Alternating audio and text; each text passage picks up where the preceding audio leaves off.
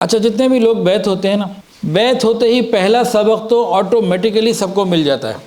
یہ جو مراقبہ بتایا جاتا ہے نا لطیفہ قلب کا، کہ بس خیال کر کے بیٹھیں اللہ تعالیٰ کی طرف سے رحمت آ رہی ہے، میرے دل میں سما رہی ہے، میرا دل کر رہا ہے اللہ اللہ اللہ، زبان بند اور دل سے کہلوانا ہے۔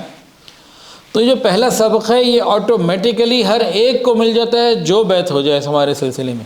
اب اگلے سبق کے لیے آگے بڑھنا ہوتا ہے۔ پہلے سبق سے دوسرے سبق پہ بڑھنے کا جو طریقہ ہے وہ کیا ہے؟ مراقبے کی روزانہ پابندی، جتنا آسانی سے ہو سکے آہستہ آہستہ وقت پڑے گا۔ پہلے اسٹیج میں مراقبے کا اپنے آپ کو پابند بنانا، پہلا کام یہ۔ جب مراقبے کے لیے بیٹھنے لگ گئے، پابندی ہو گئی، جسم عادی ہو گیا، ابھی خیالات ہو سکتے آتے رہے، زیادہ بھی آتے رہے، پھر آہستہ آہستہ خیالات کم ہونا شروع ہوں گے، اللہ کی طرف تعلق و توجہ بڑھے گی۔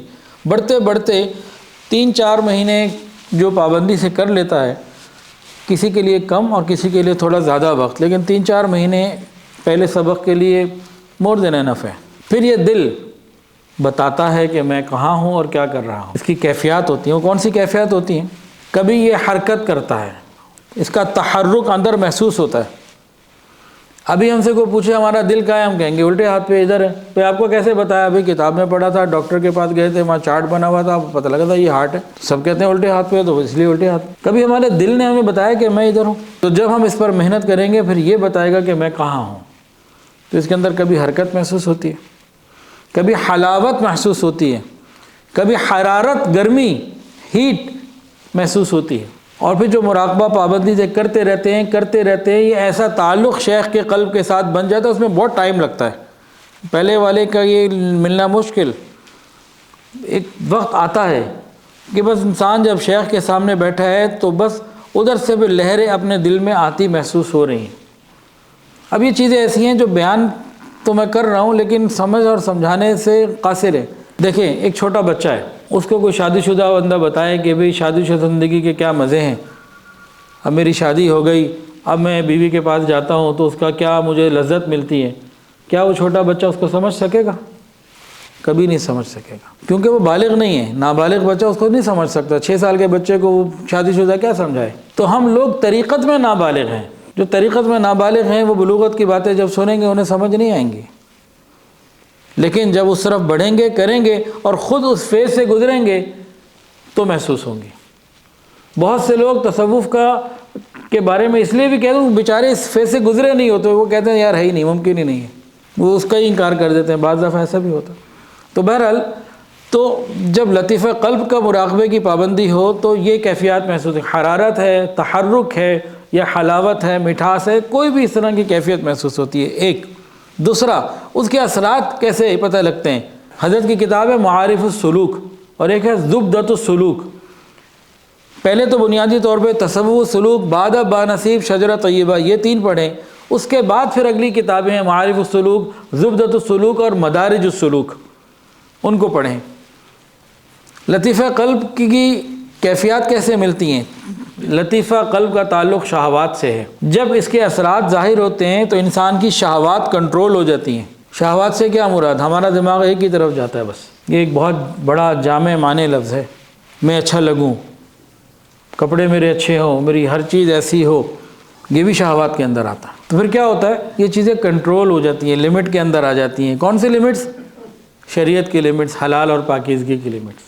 پھر اس کو نہیں کہنا پڑتا کہ بھئی یہ لباس ایسا ٹھیک نہیں ہے، ایسا کر لو، ٹخنے ڈھکے ہوئے کیوں ہیں، یہ وہ ان باتوں سے پھر بالکل اوپر نکل جاتا ہے۔ تو میں ایسا لگوں، مجھے لوگ ایسا دیکھیں، ایسا کہیں، اس کے دل اور دماغ سے اوپر گزر جاتی ہے بات، بہت اوپر نکل جاتا ہے اس سے، وہ شہوات کنٹرول ہوتی ہے۔ تو ایک قسم کی شہوات یہ ہے۔